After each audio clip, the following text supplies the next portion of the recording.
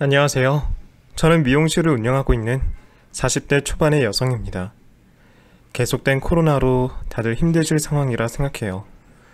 저 역시도 손님을 대면하는 일이다 보니 초반에는 손님이 뚝 끊겨 매달 월세 걱정에 은행 빚을 걱정해야 하는 순간이 있었습니다.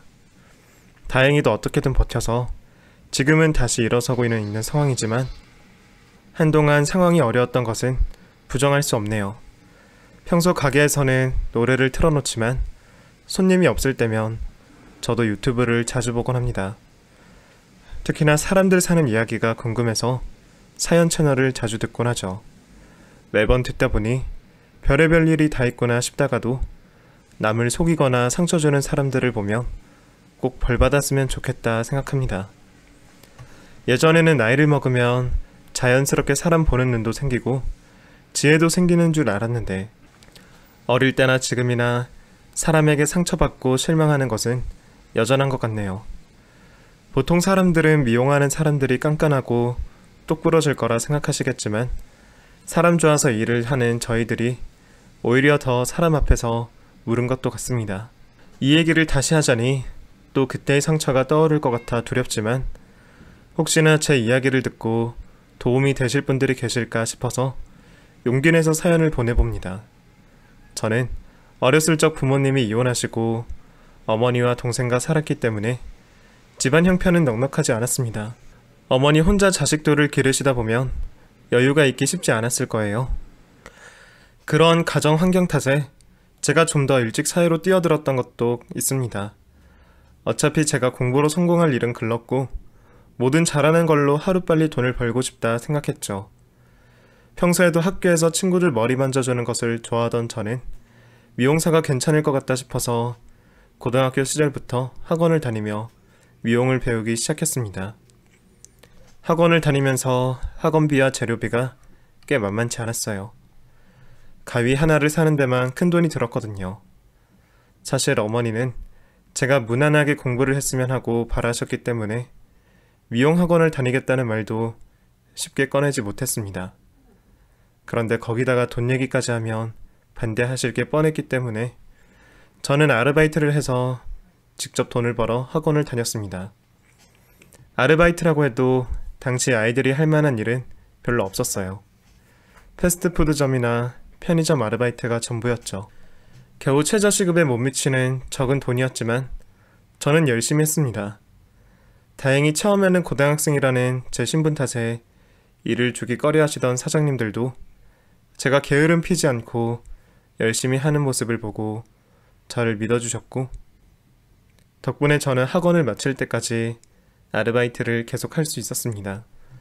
그 사이 저는 학원도 열심히 다녀서 미용 자격증도 땄고 하루빨리 20살이 되고 고등학교를 졸업할 날만 기다렸습니다.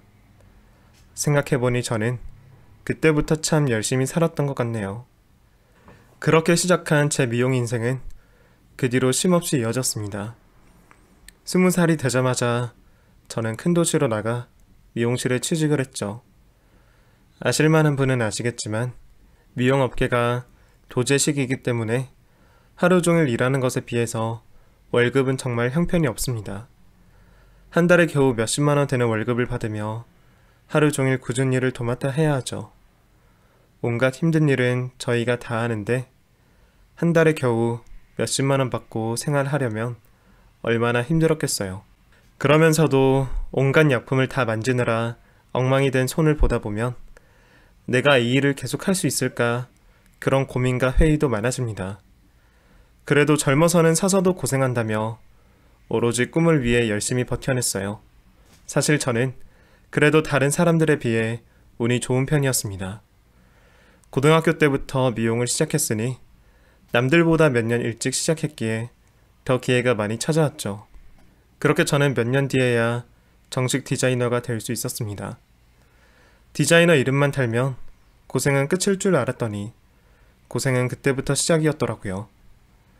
그때부터는 인센티브 경쟁에 매일 피가 말랐습니다. 다들 열심히 하는 친구들이니 실력이야 다들 비슷했어요. 그런 친구들과 손님 경쟁하면서 한 분이라도 더 데려오려면 뭔가 차별점이 필요했습니다. 친절을 무기로 삼는 친구도 있었고, 독특한 스타일이나 화법으로 사람을 끄는 친구들도 있었죠. 저는 평범한 쪽이라 뭘 내세워야 할지 고민스러웠습니다. 그러다가 제 장점을 알게 되었죠. 선생님은 사람을 참 편하게 해주시는 것 같아요. 얘기도 잘 들어주시고 선생님이랑 대화 나누다 보면 몇 시간이 금방 지나간다니까요. 제가 다른 사람들 앞에서 말이 많은 편이 아닌데 이상하게 선생님한테는 별 얘기를 다 하게 되네요. 당연히 머리도 너무 마음에 들고요. 어느 날 한 손님이 저와 얘기를 하다 보면 시간이 금세 지나간다며 다른 사람의 말을 참 잘 들어주는 것 같다고 하시더라고요. 그 말이 제게 와닿았던 것 같습니다. 그 뒤로 저는 손님들 한 분 한 분을 진심으로 대하려 무척 노력했어요. 물론 남의 말을 경청한다는 것이 쉬운 일은 아니지만 보통 머리를 하러 오시는 분들은 뭔가 변화나 힐링을 찾으러 오시는 분들이기에 그분들의 마음에 귀 기울인 일이 무엇보다 중요하다 싶더라고요. 기왕 머리하러 와서 마음까지 새로워지시면 얼마나 좋으실까 생각했죠. 그 뒤로 저도 여러 미용실을 옮겨 다니며 참 다양한 고객님들을 만났습니다. 그리고 제가 할 수 있는 한 그분들에게 항상 진심이고 싶었습니다. 생각해보니 저 역시도 고객님들과 소통하는 걸 좋아하는 것 같더라고요. 고객분들의 얘기를 듣고 마음을 나누다 보면 저 역시도 위로와 격려를 받기도 했거든요. 그렇게 한 분 한 분 마음을 썼던 것이 고객님들께도 전해졌는지 저는 어느새 꽤 실력 있는 미용사가 되어 있었습니다. 미용 10년 차에는 유명한 업체들에서 스카우트 제의도 많이 받았어요. 그러다가 아주 좋은 기회에 저는 제 헤어샵을 낼 수 있었습니다. 사실 미용사라면 누구나 자기 가게를 내는 것이 꿈일 수밖에 없을 거예요. 저 역시도 언젠가는 제 이름을 내건 헤어샵을 꾸리고 싶은 꿈이 있었습니다. 그래서 젊어서부터 적금을 참 많이도 들었어요. 저는 투자 요령 같은 건 모르는 사람이라 월급을 받는 대로 무조건 저축을 했습니다. 제가 월급을 1,000만 원 넘게 받을 때도 돈 한 푼 쓸 줄 모르고 저금만 하니 다들 저더러 돈 쓸 줄 모른다며 신기해했으니까요. 그렇게 모은 돈으로 저는 제 가게를 차렸고 드디어 제 꿈을 이뤘죠. 물론 가게를 차리는 게 답은 아니었습니다. 직원으로 있는 것과 사장이 된다는 것은 정말 하늘과 땅 차이였으니까요. 마음 편히 월급 받을 때는 몰랐던 어려움들이 참 많더라고요. 요즘에는 골목마다 미용실이 있고 대형 프랜차이즈도 수두룩한데 그 사이에서 자리를 잡기가 쉬운 일은 아니었습니다. 개업 초반에는 반응이 있더니 그마저도 오픈빨이었는지 어느새 한산해지더라고요. 제 나름대로 쿠폰도 뿌리고 이벤트도 해보고 손님들 끌어모으려 온갖 수를 다 써봤는데도 기존 저의 단골분들 말고는 찾아주시는 손님들이 그리 많지 않았습니다. 그나마 저를 믿고 찾아주시는 그 단골 손님들 덕분에 겨우 유지하는 정도였어요. 가게 월세에 재료비도 만만치 않은데 이러다가는 곧 망하는 거 아닌가 싶더라고요. 한때는 1,000만 원 넘게 벌던 제가 당장 월세 걱정을 하게 되었으니 얼마나 힘들었는지 모릅니다. 아무래도 내가 너무 쉽게 생각했구나 싶어서 뒤늦은 후회가 찾아왔습니다. 그런데 진퇴양난이라고 그때 저는 돌아갈 곳이 더는 없었어요. 이미 평생 모은 돈을 다 털어서 가게를 차렸고 이제 와서 돌아가겠다고 저를 받아줄 미용실이 있을 리도 없었죠. 결국 저는 다시 방법을 찾는 수밖에 없었습니다. 10년 넘게 그 고생을 했는데 다시 주저앉을 수는 없다고 생각했어요. 마침 손님이 없어서 시간이 많았던 저는 지인들을 불러서 공짜 머리를 해주며 블로그나 카페에 메일 올렸어요. 저의 시술 과정을 모두 보여주고 팁을 공개하는 게 쉬운 일은 아니었지만 저는 그런 진정성이 손님들의 마음을 움직일 거라 생각했습니다. 그렇게 그 일을 몇 달이나 했습니다. 재료비만 나가고 아직도 월세 걱정에 급급했지만 언젠간 반응이 있기를 바라며 열심히 할 수밖에 없었습니다. 누군가는 쓸데없는 짓 말라며 저를 한심하게도 생각하기도 했지만 저는 그래도 마지막까지 제 신념을 잃고 싶지 않았던 것 같아요. 이렇게 하다 보면 누군가는 제 노력을 알아주시는 분이 계시지 않을까 생각했죠. 그리고 정말 놀랍게도 제 생각이 틀리지 않았더라고요. 언젠가부터 인터넷에 올라온 글들을 보고 찾아와 주시는 손님들이 늘어났습니다. 심지어는 동네에 마음에 드는 미용실을 찾지 못했다며 멀리서 저희 가게까지 찾아와 주시는 분들도 계셨죠. 저는 그렇게 찾아오시는 손님들을 만족시켜 드리려 노력했습니다. 와주신 보람을 느끼게 해드리고 싶었죠. 다행히 제 노력을 알아주셨는지 한번 찾아주신 분들은 그 뒤로도 계속 저희 샵을 찾아오시더라고요. 그리고 자진해서 주변 분들께 입소문도 내주셨죠. 그 뒤로 저는 월세 걱정 없이 가게를 운영할 수 있었고 직원도 두게 되었어요. 그렇게 저는 다시 일어설 수 있었습니다. 그 뒤로도 참 고생을 많이 했습니다. 장사가 안 되어도 걱정이지만 잘 되어도 또 걱정들이 많거든요. 직원들 교육도 놓칠 수가 없었고 가게 운영에 신경 쓸 일은 더 많아졌죠.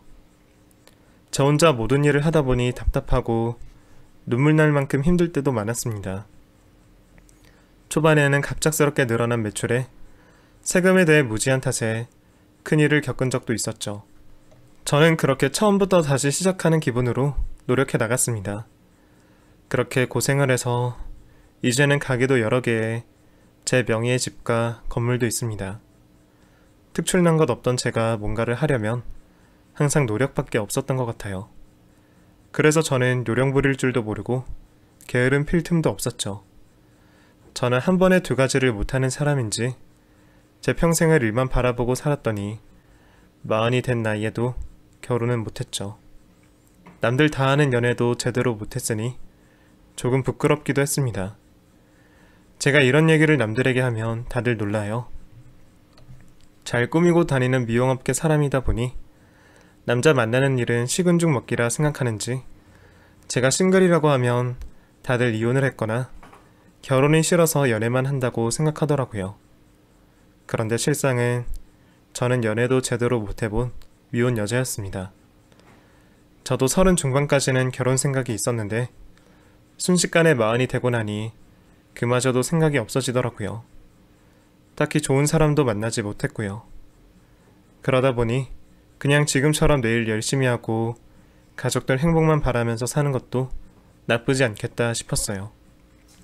그런데 어머니는 남들보다 성공한 제가 그 나이 먹도록 혼자인 게 아직도 이해가 되지 않으시는지 40이 된 딸에게 끊임없이 잔소리를 하시더라고요. 너 정말로 혼자 늙어 죽을 거니? 네가 뭐가 모자라서 혼자 살아. 지금이라도 선이라도 봐. 너 아직 안 늦었어. 맨날 네 조카만 끼고 살 거야? 네 조카도 그렇게 예쁜데 네 새끼를 낳으면 얼마나 더 이쁘겠어. 여자 혼자 늙으면 좋을 게 하나도 없다. 어? 누구라도 옆에 데리고 있어야지. 엄마, 결혼을 할 거면 진작 했겠지. 내가 벌써 40인데 무슨 결혼이야. 그리고 나라고 뭐 생각이 없어서 안 했겠어? 나한테 인연이 없나 보지. 그거야 네가 가게 밖으로 안 나가니까 그런 거 아니야. 맨날 가게에만 박혀있는 애가 어디 남자 만날 기회나 있었니? 연애를 하려고 해도 밖으로 나가야 뭘 할 텐데 그놈의 가게에만 붙어서 맨날 파마약이나 만지고 아유 고운 손 다 망가지고 이게 뭐냐. 저도 걱정하시는 어머니의 마음을 누구보다 잘 알았습니다. 저희 어머니가 일찍 이혼하시고 여자 혼자 힘으로 얼마나 고생하시면서 사셨는지 저도 알아요. 집에 남자도 없이 어머니 혼자라고 살면서 멸시와 모멸도 많이 당하셨거든요. 아마 어머니는 저 역시도 그렇게 살까봐 더 걱정을 하셨던 것 같아요. 누구보다 제가 행복하면 그만이라고 하시지만 아무래도 남자가 있어야 더 행복해지지 않을까 싶으셨던 것 같습니다. 저라고 혼자 있고 싶어서 이렇게 된 것도 아니지만 또 그렇다고 막상 선을 보거나 결혼정보업체에 가입할 만큼 애가 타지도 않았습니다. 저는 제가 키워놓은 제 가게만 있으면 더 욕심낼 게 없겠다 싶었어요. 이 나이 먹도록 일만 보고 살면서 내가 혹시 결혼해서 가정을 꾸렸더라면 이만큼 해낼 수 있었을까 그런 생각을 하곤 했거든요. 제가 못해봐서 결혼의 행복을 몰라 그랬을 수도 있겠지만 당시에 저는 미혼이라는 게 그리 큰 불만은 아니었습니다. 그런데 저희 어머니가 제 대신 기도를 열심히 하셨는지 그런 저에게도 어느 날 인연이 찾아왔네요. 그 사람은 얼마 전부터 저희 가게에 자주 오게 되신 남자 고객님이셨습니다. 저보다 2~3살 어렸던 걸로 알고 있었어요. 작은 사업을 한다는데 정확한 개인사는 모르지만 그냥 매너 좋고 성격 좋은 단골 고객님이셨죠. 올 때마다 제게 예약을 하시는 덕분에 저는 그분과 많은 얘기를 나눌 수 있었습니다. 평소에도 고객님들 얘기를 귀담아 듣던 저는 그 손님을 잘 기억하고 있었어요. 그런데 그 고객님은 항상 왠지 모를 거리가 느껴지는 사람이었습니다. 웃으면서 허물없이 대화를 하면서도 어느 수준에서는 갑자기 입을 닫아버리거나 말을 돌려버리며 자기에 대해 깊게 알려주지 않으려 하더라고요. 저도 고객님이 불편하실까 점점 말을 아꼈죠. 그런데 언젠가부터 퇴근 시간쯤 찾아오던 그 손님이 어느 날 배가 고프다며 같이 밥을 먹자 그러더라고요. 저 오늘 한 끼도 못 먹었어요. 밥도 못 먹고 머리하러 왔네요. 어머, 그렇게 바빴어요? 어떻게 이 시간까지 밥을 안 먹었어요? 머리하지 말고 밥부터 먹지. 간식 좀 가져다 드릴까요? 아니요. 원장님도 식사 안 하셨으면 끝나고 그냥 밥이나 같이 해요. 오늘은 진짜 혼자 먹기가 싫네요.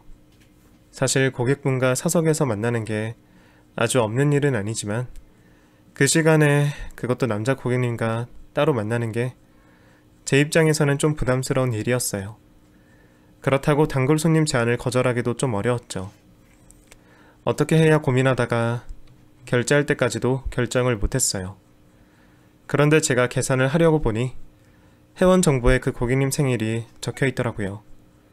보통 쿠폰이나 할인 때문에 기입해 두시는 분들이 계신데 늦은 시간이라 직원들을 다 보냈더니 미리 확인을 못했네요. 오늘은 왠지 혼자 먹기 싫다는 게 생일이라 그랬던 건가 싶었어요. 그래서 저는 결국 그 고객님과 밥을 먹기로 했습니다. 벌써 시간이 9시가 넘어서 술을 같이 파는 밥집으로 갔죠. 저희 말고 다른 테이블은 다들 커플의 술 손님들이더라고요. 그래서 어쩌다 보니 자연스럽게 저희도 술을 한 잔 같이 하게 되었습니다. 오늘 제가 갑자기 밥 같이 먹자 그래서 많이 당황하셨죠? 가끔 그럴 때 있잖아요. 저도 혼자 살아서 그런지 유난히 혼자 밥 먹기 싫을 때가 있어요. 이 나이쯤 되면 아무 때나 부를 수 있는 친구도 없고 저도 이해해요. 가벼운 위로와 안부로 얘기를 시작한 저희는 술잔을 기울이며 점점 깊은 얘기들을 나누게 되었습니다. 저야 남들 얘기 들어주는 게 특기이다 보니 얘기 들어주는 건 얼마든지 자신이 있었어요. 그리고 생일인데 외로웠다고 하니 더 마음이 쓰일 수밖에 없었죠. 그렇게 얘기를 나누던 저는 진혁씨의 개인사까지도 듣게 되었습니다. 알고 보니 진혁씨는 어려서부터 부모님이 계시지 않았대요. 부모님이 사고로 돌아가시고 20살까지 친척이 얹혀 지내다가 이후로는 독립을 해서 그 뒤로 쭉 혼자였다 하더라고요. 여태 왠지 모르게 거리를 두던 것이 이런 개인사 때문이었다 싶었습니다. 어려운 얘기를 담담하게 하는 걸 들으니 저도 모르게 위로해주고 싶은 마음이 들었습니다. 손님으로 찾아와서 나한테 그런 얘기까지 할 정도로 이 사람이 많이 외롭구나 애잔한 마음이 들었어요. 어려서 부모님 잃고 혼자 지내는 사람한테는 사람들이 다가오기 힘든가 봐요. 제가 먼저 다가서려고 많이 노력해봐도 결국 제 곁에 남는 사람은 아무도 없더라고요. 다 제 탓이겠죠. 그게 왜 진혁씨 탓이에요? 그런 생각하지 말아요. 나도 진혁씨랑 비슷해요. 일만 보고 살아서 그런지 사람들한텐 항상 진심이라고 생각했는데 결국 저도 옆에 아무도 없잖아요. 나라고 뭐 노력 안 했겠어요? 그냥 나랑 인연이 아니었구나 생각해야죠. 그래도 모르잖아요. 인연이 늦게라도 나타날지. 우리도 오늘 이렇게 같이 밥 먹을 줄 몰랐잖아요. 안 그래요? 우리는 밤새 많은 얘기를 나눴죠. 벌써 자정이 넘은 시간이 너무 아쉬울 정도로 말이에요. 그렇게 아쉬운 대화를 마무리하고 우리 두 사람은 그 뒤로 개인적인 연락을 나눴습니다. 물론 좋은 친구 사이로 말이에요. 항상 가족의 정이 그리웠다는 진혁이가 저는 참 안쓰러웠습니다. 하필 제 동생이랑 동갑이라 더 마음이 쓰였던 것 같아요. 저는 우리 두 사람이 뭔가 통하는 게 있다고 생각했습니다. 왠지 모를 외로움을 공감하고 서로 대화도 잘 통했죠. 그렇게 친동생처럼 챙기며 일주일에 한두 번씩 만날 정도로 가까워지게 되었습니다. 저도 좋은 동생이 생겨서 즐거웠어요. 같이 취미생활도 즐기고 등산도 함께 다녔죠. 친구 같은 진혁이와 저는 꽤 잘 통한다고 생각했어요. 남녀 사이에 친구가 없다지만 저는 정말 사람 대 사람으로 진혁이를 좋아했습니다. 그렇게 우리가 알게 된 지 몇 달이나 되었을까. 어느 날 갑자기 진혁이가 제게 고백을 해오더라고요. 누나, 나 누나 좋아해. 그래, 나도 너 좋아해. 누가 뭐래? 아니, 나 누나 여자로서 좋다고. 누나 말고 여자로서. 동생처럼 생각했던 진혁이의 고백에 저는 마음이 흔들렸습니다. 솔직히 그동안 아무 감정이 없었다면 거짓말이겠죠. 저 역시도 오랜만에 느껴보는 다정함에 언젠가부터 진혁이를 이성으로 바라보고 있었는지 모르겠어요. 그래도 왠지 그러면 안 될 것 같다는 생각에 애써 제 마음을 외면하고 있었는지 모릅니다. 저는 저 같은 가족이 있었으면 좋겠다고 말하는 진혁이에게 오래 보고 지낼 수 있는 그런 사람이 되고 싶은 생각이었어요. 그래서 진혁이의 고백을 쉽게 받아들이기 어려웠죠. 저는 한참을 고민했습니다. 저는 이상하게 나이가 들수록 인간관계가 더 어렵더라고요. 이 나이에 좋은 인연을 만난다는 게 예전처럼 쉬운 일도 아니고 연인으로 지내다가 틀어진다면 좋은 인연 하나를 영영 잃어버린다는 생각에 선뜻 마음대로 할 수가 없었죠. 제가 밀어낼수록 진혁이는 점점 더 다가왔습니다. 어느 날은 아직 교제하지도 않았는데 결혼을 하자 그러더라고요. 나 누나랑 가족 되고 싶다는 거 정말 진심이야. 나는 누나랑 평생 함께하고 싶어. 나와 평생 함께하고 싶어서 가족이 되고 싶다는 그 말이 제 마음을 움직였나 봅니다. 결국 저희는 좋은 누나 동생 사이에서 사랑하는 연인이 되었습니다. 그렇다고 이전과 달라진 건 없었어요. 여전히 예전처럼 취미 활동을 하고 친구처럼 연인처럼 함께 즐거운 시간을 보냈죠. 물론 결혼까지 생각할 만큼 애정이 있었기에 진지한 관계를 유지했습니다. 둘 다 나이가 있으니 하루빨리 결혼했으면 싶었지만 그래도 그만큼 신중해야 하지 않을까 싶기도 했어요. 그런데 진혁이는 당장이라도 결혼하자며 재촉을 하더라고요. 누나, 나 더 이상 외롭고 싶지 않아. 누나도 내가 얼마나 외롭게 살았는지 알잖아. 누나를 만나고 나는 처음으로 따뜻함이 뭔지 알았어. 그래서 누나에게 마음이 생겼고 나는 이제라도 하루빨리 행복하고만 싶어. 누나가 내가 가진 것도 없어서 못 믿어온 건 알지만 그래도 나 이제는 정말 누나만 위해서 살게. 누나가 도와주면 더 잘할 수 있을 거야. 저는 그런 게 아니었는데 진혁이는 제가 자신의 경제적 능력 때문에 결혼을 미루는 거라 생각했나 봅니다. 사실 진혁이는 회사를 다니다가 뒤늦게 창업을 해서 있던 재산을 모두 사업에 투자한 상황이었어요. 살던 집 보증금도 빼고 자금을 마련한 덕분에 지금은 친구 집에 얹혀 살고 있다고 하더라고요. 열심히 사는 모습이 마치 예전의 제 모습을 보는 것 같았죠. 돈이 어차피 저한테 차고 넘칠 만큼 있었고 제 아파트도 있으니 그런 건 전혀 문제되지 않았습니다. 결국 신중한 제 성격 탓이었어요. 그런데 사랑 앞에서는 저도 판단력이 흐려지나 봅니다. 외롭다고 하루빨리 결혼을 원하는 진혁이 말대로 결혼을 서두르게 되었네요. 이상하게 진혁이가 말을 하면 왠지 들어주고 싶은 마음이 들었습니다. 열심히 살아보려고 하는 모습도 도와주고 싶었고 외로움에 제 애정을 갈구하는 모습도 보듬어주고 싶었죠. 어쩌면 저는 진혁이에게서 제 모습을 투영했던 것도 같아요. 그렇게 저희는 만난 지 반년 만에 결혼을 하게 되었습니다. 신혼집은 당연히 제가 살던 집에서 시작했고 가전이나 가구도 새로 살 건 없었죠. 결혼 준비라고 해봤자 친구 정도 새로 사는 게 전부였어요. 웨딩 사진도 간단하게 찍고요.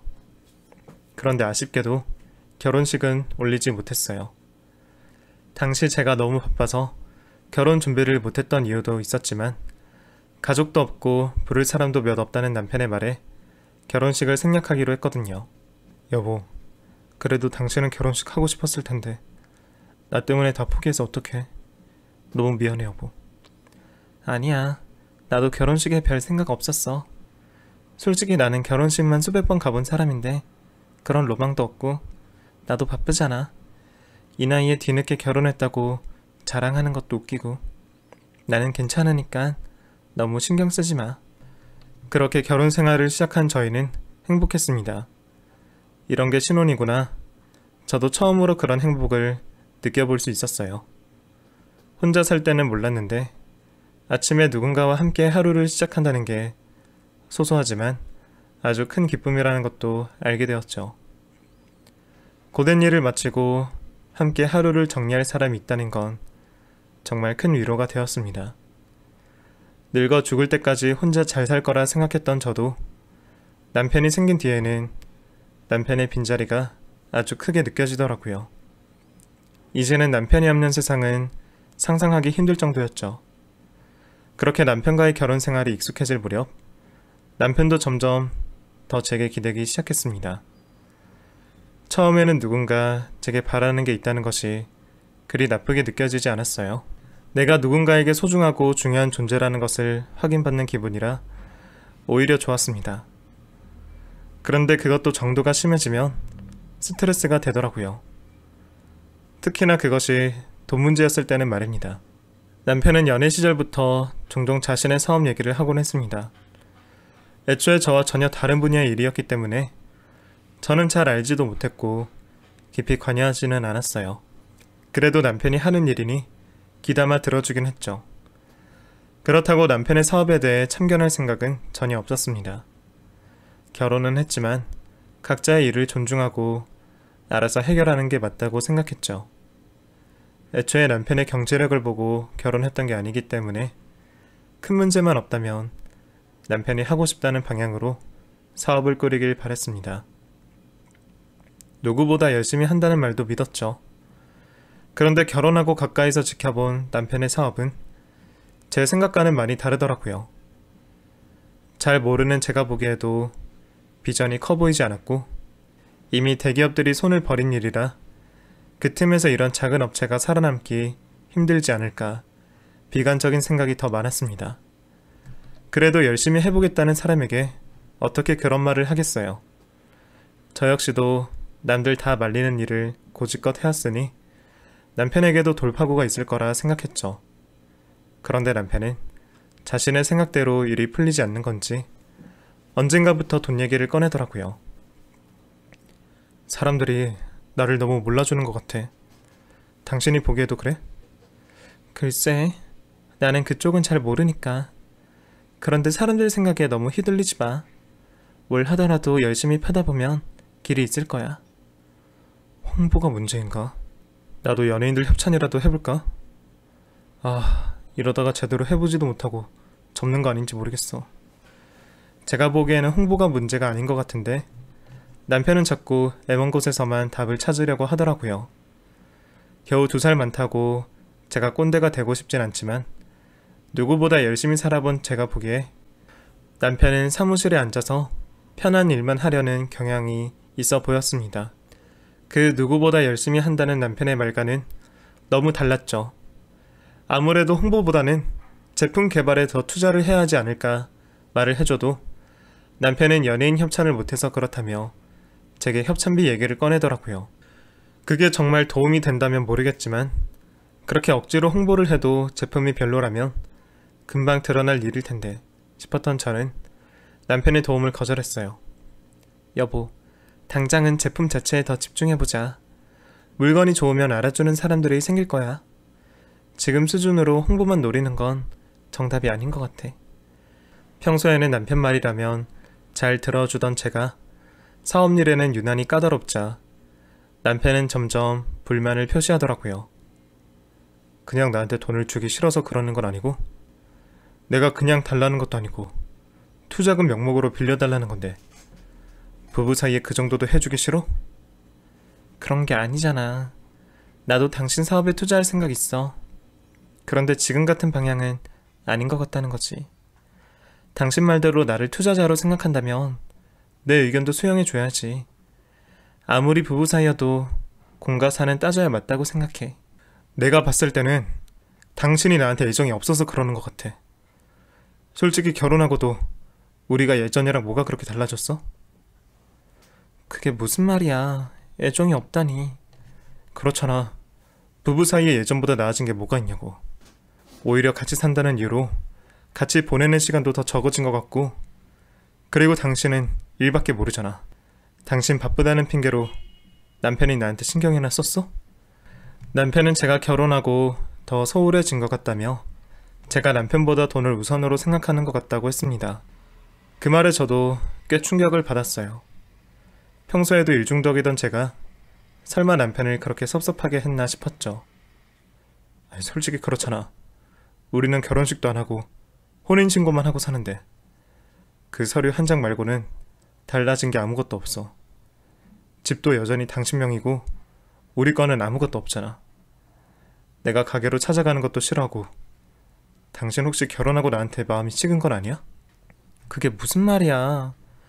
가게로 오지 말라고 한 건 괜히 원장 남편이라고 괜히 직원들 불편할까봐 그런 거지. 당신 바쁜데 괜히 오라가라 하기도 좀 그렇고. 그리고 명의는 굳이 돈 들여서 바꿀 필요가 있어? 만약에 이 집이 내 명의였으면 나는 결혼하자마자 공동명의로 바꿨을 거야. 솔직히 당신 명의라서 그런지 나는 이 집이 우리 집 같지가 않아. 가구들도 가전들도 죄다 원래 있던 거고. 결혼하고 바뀐 게 뭐가 있어. 겨우 이불 하나 바꾸고 갑자기 우리 신혼집이 되냐고. 내가 해온 것 없어서 그런 건 알지만 그래도 반대 입장이었으면 나는 안 그랬을 거야. 내가 뭐 큰 거 바라는 것도 아니고 나는 그저 우리 사이에 인정받을 뭔가가 필요한 거야. 미안해. 나도 거기까지는 미처 생각 못했어. 명의가 뭐가 중요한지도 몰랐고. 그래, 그 문제는 내가 좀 생각해볼게. 그래도 내 진심은 그런 게 아니야. 그건 믿어줘. 몰라. 나는 가끔 당신이 날 정말 사랑하기는 하는지 의심이 들어. 그동안 내가 결혼했다고 남편에게 너무 소홀했구나. 갑자기 미안하더라고요.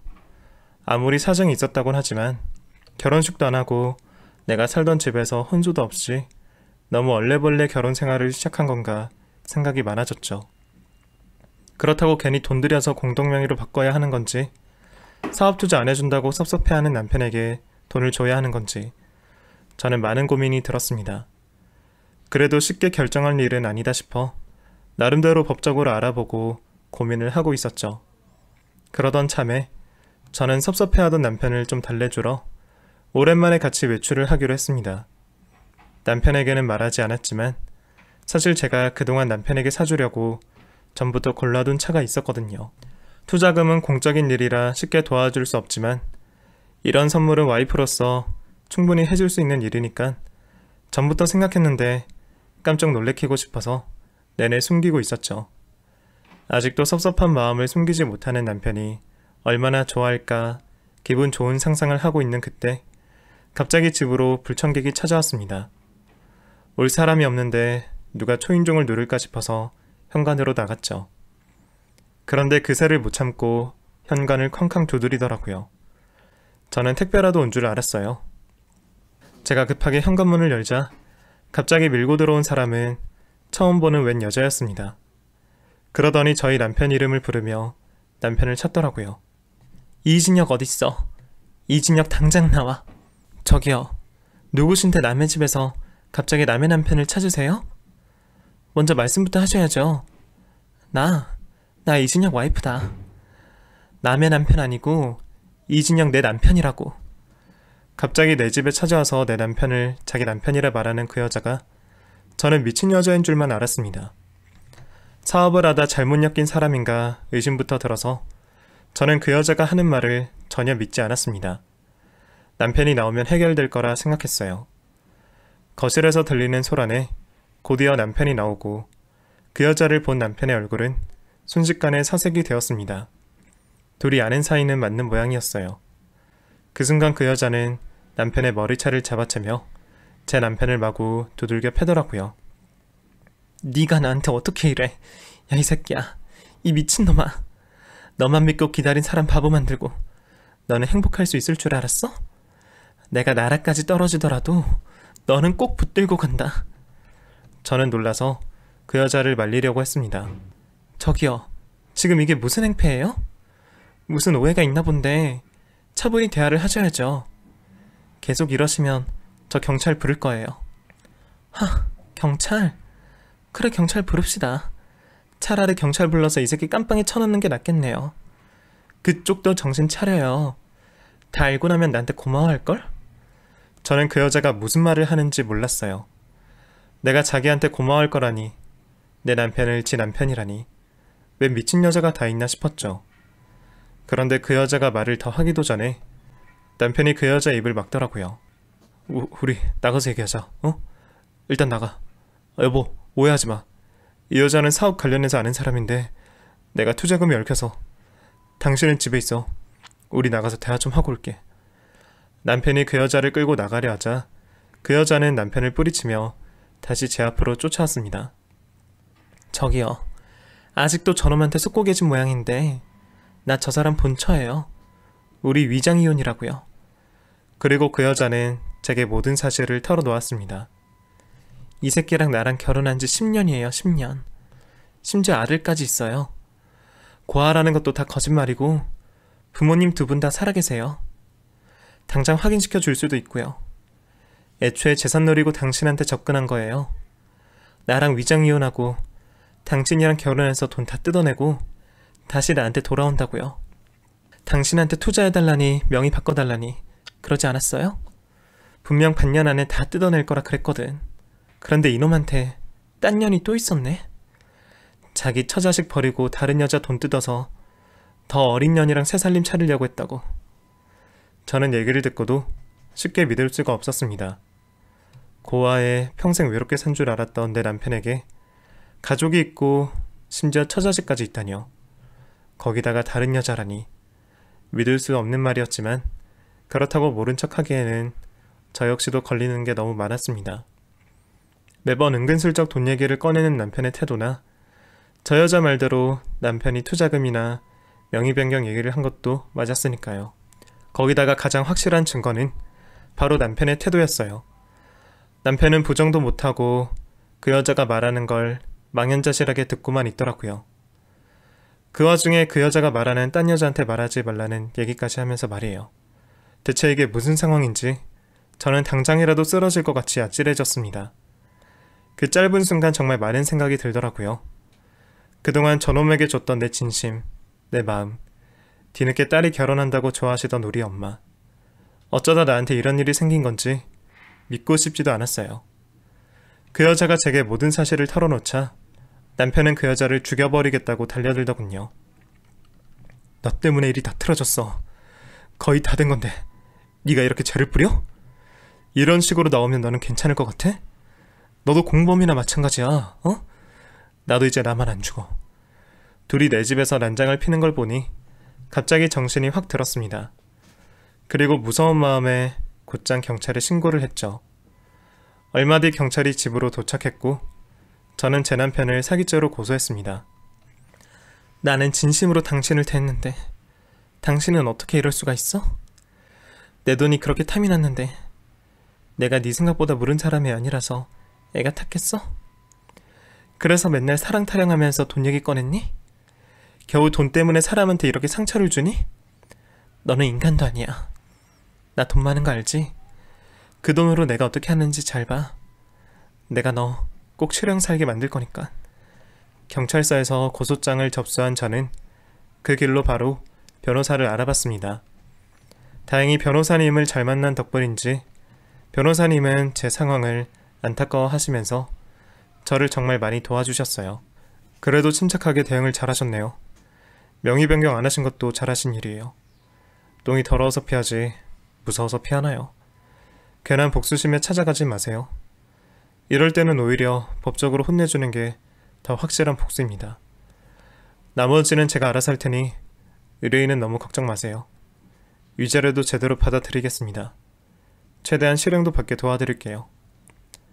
변호사님을 잘 만난 덕분에 저는 금전 피해는커녕 오히려 그놈한테 위자료와 정신적 피해 보상금까지 받아낼 수 있었습니다. 그리고 1년이지만 그놈은 실형도 살았고요. 지인들은 그래도 제가 큰 피해가 없어서 다행이라 하는데, 그렇지만 돈으로 모든 게 해결되는 건 아니잖아요. 이미 상처받은 제 마음은 무엇으로 보상될까 싶더라고요. 그래도 그 일로 하나 바뀐 게 있습니다. 그 사람을 만나서 저는 사랑의 소중함을 알게 되었어요. 결혼이라는 건 늘 뒷전으로 생각했는데 누군가와 함께하는 인생도 또 다른 행복이 있다는 걸 알게 되었죠. 물론 한 번의 선택은 실패로 끝났지만 제게도 언젠가는 정말 진심을 알아주는 좋은 사람이 찾아와 주기를 바라봅니다. 감사합니다.